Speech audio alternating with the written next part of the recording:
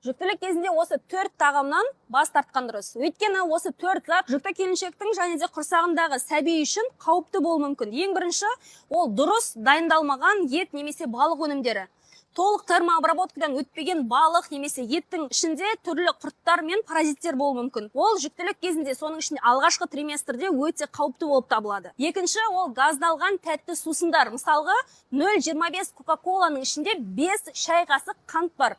Бұл дегеніңіз жүкті келіншектің және де құрсағындағы сәбидің ұйқы безі үшін үлкен нагрузка. Үшінші, бас тартатын тағамдар ол ұннан жасалған өнімдер. Көп мөлшердегі ұн тағамдары жүктілік кезінде әйелдің де, құрсақтағы сәбидің де артық салмақ қосуына алып келеді. Ал бұл нәрсе жүктіліктің жеңіл өтуіне, босанудың жеңіл өтуіне кері әсерін береді. Егер де сіз жүктілікті жеңіл өткізіп, жеңіл разрывсыз босанғыңыз келсе, менің тегін эфиріме келсеңіз болады. Ол жақта мен жеңіл разрывсыз босанудың 5 тиімді техникасын үйретемін. Эфирге тіркелу үшін осы видеоның астына 1 санын жазыңыз.